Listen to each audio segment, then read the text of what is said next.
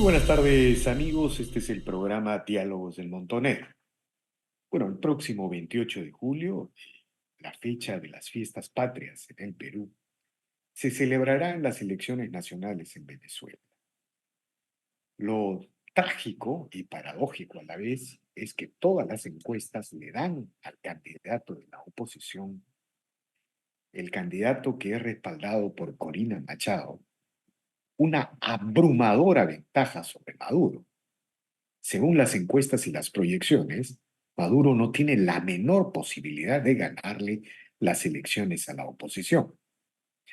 Sin embargo, el chavismo, el eje bolivariano, da por descontado una nueva reelección de Maduro.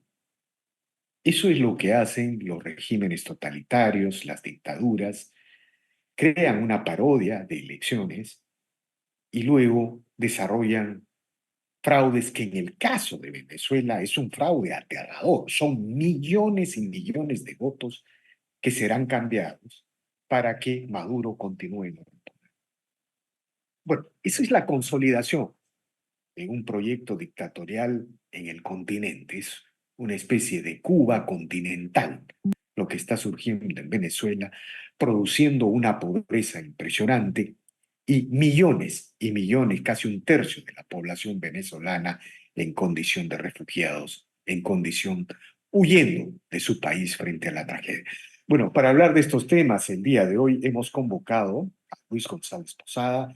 Él es ex canciller de la República y permanente observador de la política latinoamericana. Buenas tardes, señor González Posada. Gracias por la conversación. Muchas gracias, Víctor, a tus órdenes.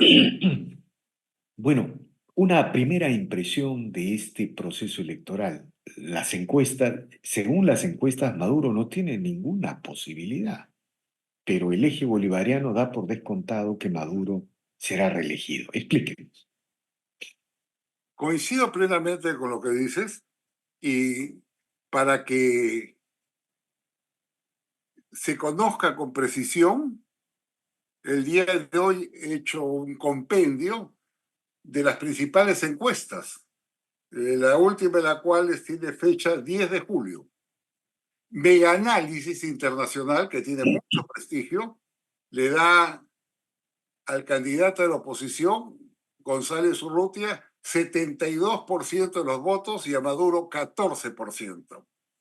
Ericón, otra encuesta, 68.4% a la oposición y 27% a Maduro. Datincorp, 50% contra 18%. Eso es muy importante, como también es muy importante señalar que en los votos en el exterior, porque hay un gran volumen de ciudadanos venezolanos que tienen capacidad de votos, tendría la oposición 98.4% y Maduro 0.9% o algo así. Lo digo por lo siguiente. Hay varias etapas, Víctor, del fraude. El reporte de las Naciones Unidas, ACNUR, señala que ellos estiman que hay 4.500.000 venezolanos con capacidad de votar, mayores de edad, que cumplen todos los requisitos, pero que simplemente lo podrán hacer 169.189, es decir, el 1.5%. ¿En dónde sucede eso? En el informe puede buscarlo ONU-ACNUR. O sea, en el exterior hay En el 4 exterior, ONU-ACNUR estima que hay 4.500.000 votantes, pero que solamente lo podrán hacer algo más de 169.000, lo cual pues demuestra cómo le han cerrado el caño a la oposición. Y tres ejemplos que lo vamos a entender muy bien. En Colombia hay 2.600.000 venezolanos. Más o menos deben haber 1,500,000, 1.700.000 con capacidad de voto, pero solo están habilitados 7.012. 7.012. Y en el Perú, donde se estima que hay 1.600.000 venezolanos, también se estima que unos 900.000 de ellos podrían votar, solo lo podrán hacer 660. 660. O sea, menos del 1%. Lo que te quiere significar es que este es un fraude preparado en todos los ámbitos. ¿Por quién? Por el Consejo Nacional Electoral, que viene a ser parte de la maquinaria chavista y que según las encuestas que tengo acá, tiene la desconfianza o el rechazo del 83.3% de la población. ¿No? Estos son hechos reales, tú dijiste al inicio de esta conversación, es imposible que gane Maduro. No hay forma que pueda revertir esa votación, ¿no? Por más que haga triquiñuela y media, que meta preso como ha hecho a todos los comandos de campaña de María Corina Machado y de su candidato González Urrutia, que 10 de ellos hayan tenido que asilar la embajada argentina, que ha prohibido que a la señora Machado le vendan pasajes en avión para que no pueda trasladarse, ¿no? Y cuando lo hace por tierra, le bloquean la carretera y agreden a su caravana. Por eso la señora casi en canoa clandestinamente va a los pueblos y, como se ha visto en televisión, congrega una inmensa multitud de simpatizantes, ¿no? Están utilizando todos los recursos. La televisión pública, por ejemplo, que debe estar para los candidatos, solamente el 1% de la programación, 1% lo dan al candidato de la oposición. Es decir, Ahora, sí, con toda esta descripción abrumadora que usted señala, ¿cómo Maduro va a proclamar su triunfo electoral? O sea, digamos, en Venezuela hay aproximadamente algo más de 20 millones de electores, ¿no es cierto? ¿No? Este, pero, digamos, de alguna manera hay personeros, me imagino, en las mesas. ¿Cómo el señor Maduro, cómo el dictador Maduro va a proclamar su elección, su triunfo electoral? mire, por ejemplo, Víctor, se ha prohibido el ingreso en calidad de observadores de la Comunidad Europea. En un principio se aceptó, la Comunidad Europea organizó un equipo de 35 especialistas para que hagan observancia electoral. Ahora los han prohibido. La OEA también, si algo funciona, es el equipo de observación electoral. También está prohibido. Y por esas razones, dos países que habían sido invitados, amigos de Venezuela, amigos, digamos, del socialismo del siglo XXI, han declinado la invitación y me estoy refiriendo a Brasil y a Colombia. Complicada, cada día hay más presos políticos, hasta ahora tenemos 147 registrados, hay 12 asilados y la situación pues sigue enturbiándose porque el señor Maduro no tiene ninguna, no hay forma, haga lo que haga, de que pueda ganar la elección. Yo quiero recordarte que en el anterior proceso electoral hubo un fraude enorme, tan grande. En ese momento había el Grupo de Lima, integrada por 12 cancillerías de la región, que denunció el fraude y anunció no reconocer los resultados y por ende no reconocer a los 37 países europeos, más otras naciones, si recuerdo bien, Japón, por ejemplo, Marruecos, Corea del Sur, que hicieron un grupo de 51 países que decidieron no reconocer a Maduro. Pero, como siempre pasa, vino aquel cambio de gobierno, Castillo presidente, desactivó el Grupo de Lima y bueno, comenzaron los reconocimientos a un gobierno que estas 50 naciones no la habían considerado, que alcanzó el poder fraudulentamente. O sea, con ese antecedente eh, es importante contarlo. Ahora, la fuerza o el control del poder de Maduro, al parecer cada día más es evidente, se basa en el control de las Fuerzas Armadas, ¿no es cierto? Así es. Y en la organización de clientelas y grupos paramilitares que se proponen controlar determinadas áreas de la ciudad. La inmensa mayoría está en contra. Pero por otro lado, la economía sigue cuesta abajo. En este contexto, ¿cuál es el futuro de Venezuela o cuál es el futuro del gobierno chavista de Venezuela, señor González Posada? ¿Hay alguna esperanza de que esto termine y se inicie una transición Eh, democrática? Lo que dice Víctor es correcto. Efectivamente, el poder central del gobierno de Maduro son las Fuerzas Armadas y también, ¿no?, la llamada policía bolivariana y los servicios de inteligencia y contrainteligencia, que son sus armas represivas. Inclusive también los colectivos, se llaman colectivos a estas brigadas de motorizados, ¿no?, que atacan a las manifestantes de oposición, los apalean o los matan. Entonces te decía, el poder de la Fuerza Armada, donde hay 2.000 generales, ¿no? Ellos son ministros de Estado, presidente de empresas públicas, ¿no? Tienen negocios inmensos, entre ellos el control de cambios, la provisión de alimentos para Venezuela, con denuncias terribles sobre sobrepesos y corruptelas.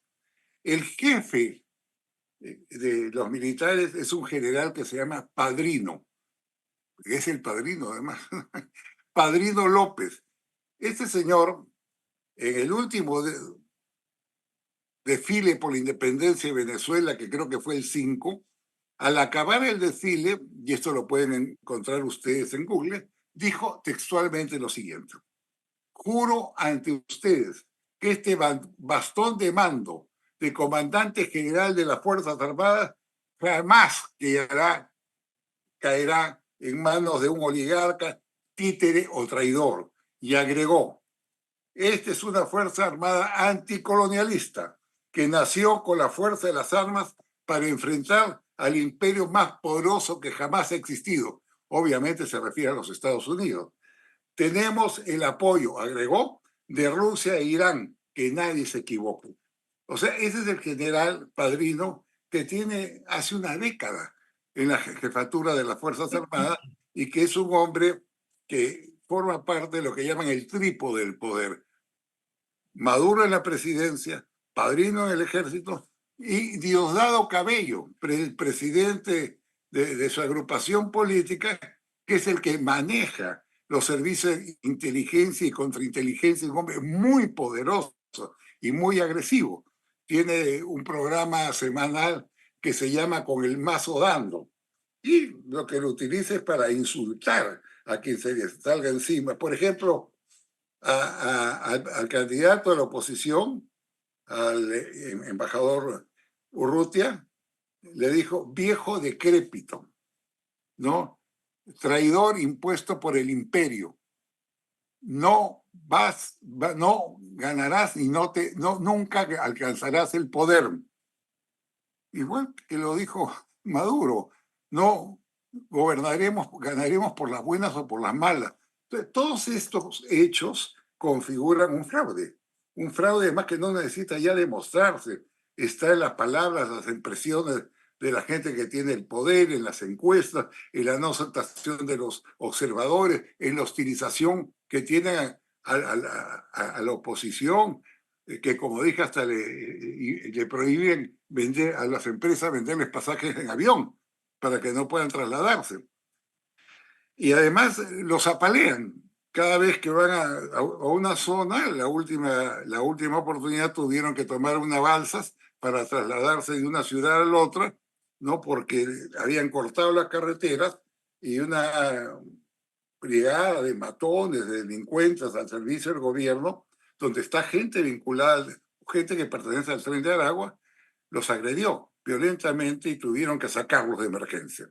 Entonces, esa es la situación que se encuentra. Hace unos minutos, por ejemplo, me llegó un cable, una nota, diciendo que el propietario, el dueño de una casa que decidió alojarla a la candidata o candidata que no pudo ser María Corina Machado y que tiene inmensa popularidad, lo han denunciado y lo han metido preso. Entonces hay una represión que se va acentuando gota a gota, y que no da ninguna garantía a un proceso electoral. Y esto pues nos afecta a todos, porque hay 8 millones de venezolanos afuera, ¿no es cierto? Bueno, habrán 2, 3 millones más, yo no sé, que naturalmente afectan al país llanero, pero también nos afectan a todos nosotros, que son los que recibimos ese éxodo. Entonces, esta es una situación, te digo, extremadamente burda, grave, ofensiva, sobre la cual yo me extraño que las cancillerías de América Latina no hayan levantado con fuerza su voz de protesta. Lo han hecho algunos países, ¿ah? Lo ha hecho Argentina, por ejemplo, ha protestado enérgicamente, lo ha hecho el presidente Lacalle del Uruguay, lo ha hecho también, entiendo, el presidente del Ecuador. Entonces, en ese contexto, es conveniente que los demás países, entre ellos el Perú, levante la voz de protesta en defensa de los valores democráticos, de la libertad y de los derechos humanos. Tenemos que hacerlo, no guardar silencio, no callar. Y hasta ahora estamos esperando que la presidenta lo pueda hacer. De acuerdo. Ahora, ¿cuál es el futuro de Venezuela y de la democracia bajo este escenario tan aterrador, señor González Posada? Estamos frente a una dictadura que se va a prolongar en el tiempo, porque, digamos, ningún mecanismo democrático parece ser posible para remover este poder constituido. Una dictadura que tiene respaldo de otras dictaduras. En América Latina cuentan con el apoyo de Cuba, que es el que les brinda los servicios de inteligencia y contrainteligencia, el apoyo de Bolivia, el apoyo de Nicaragua, donde hay otra satrapía. Entonces ellos cuentan con el apoyo de varios gobiernos dictatoriales de la región, incluyendo el de Honduras. Y extracontinentalmente tienen el respaldo, y lo dicen, de Rusia, de China, de Irán y de Corea del Norte, que son los que los protegen diplomáticamente, y en el caso de Irán y de Rusia y de China, les venden armas y les facilitan línea de crédito a cambio de que les permitan la explotación de litio de los yacimientos que hay en Venezuela y acceso a los pozos petroleros en calidad de copropietarios. Entonces estamos ante una situación grave, ¿no? Donde avanzan los grupos autoritarios extranjeros en América Latina y hay que decirlo penosamente ante el silencio de los Estados Unidos. Estados Unidos se ha replegado, ha perdido su espacio natural en el hemisferio. Y tú lo tienes, Víctor, por ejemplo, en las inversiones. China invierte 3 o 4 veces más que los Estados Unidos, igual que el comercio. El comercio de China con nosotros es 2 o 3 veces superior. ¿Por qué? Porque se replegaron. Estados Unidos no tiene presencia. Abandonaron lo que es su hábitat natural, su propio espacio geográfico. Y este es un tema que hay que llamar la atención, ¿no? A los norteamericanos porque son responsables de ese hecho. Ahora, por ejemplo, cuando escuchamos el debate entre el presidente Biden y Trump, nunca hemos escuchado una palabra. No hay en su programa de gobierno, en sus intervenciones referentes a América Latina, es como si nos hubieran borrado del mapa. Se ocupan de los países árabes, de Asia, de África, de Europa, pero de América Latina no existe para la política norteamericana y esto hay que ser absolutamente claro en decirlo. De acuerdo, de acuerdo. Digamos, la OEA, el Perú y los países democráticos están haciendo lo suficiente para luchar por la democracia en Venezuela, por evitar este martirio del pueblo venezolano. ¿Cuál es su... Mira, al, Almagro y ningún país miembro de la OEA, ahora estamos creo 31, porque se han retirado 2, 3, tiene percepción que ese ente colectivo tiene, digamos, una fuerza mediática muy grande. Yo en su momento sugerí que el secretario general de la OEA, el embajador Almagro, o alguno de nuestros países pidiera una reunión del Consejo Permanente para invitar a una jornada de reflexión sobre Venezuela y donde naturalmente puedan ir a exponer los líderes venezolanos de oposición, porque esa sería una tribuna con expansión mundial. Hasta ahora no lo han hecho. Entonces, ese mecanismo es importante, como también tomar acuerdos, ¿no? Yo considero que si se consuma este fraude como se va a consumar, hay que retirar a nuestro embajador de Venezuela y exigir que el venezolano se vaya de acá. No es posible verlo en reuniones diplomáticas, brindando, riéndose con otros colegas, cuando están haciendo estropicios contra el sistema democrático en su país y empujando miles de seres humanos al exterior. Entonces yo creo que hay que tomar medidas duras. La diplomacia no es señal de silencio, de apañamiento. La diplomacia tiene que ser clara en sus propuestas y objetivos y hasta ahora no veo que esto esté ocurriendo en el Perú. De acuerdo, de acuerdo. Le agradezco infinitamente por estas declaraciones, señor González Posada, y bueno, la conclusión es que la situación de Venezuela, de esta gran nación que alguna vez brilló en América Latina, es trágica, la situación es devastadora. Le agradezco infinitamente por sus declaraciones. Gracias, Víctor. Un abrazo para el Montonero. De igual manera, y seguiremos conversando más adelante. Gracias. Bien amigos, esta ha sido una nueva edición de Diálogos del Montonero. Regresamos en la siguiente edición. Gracias.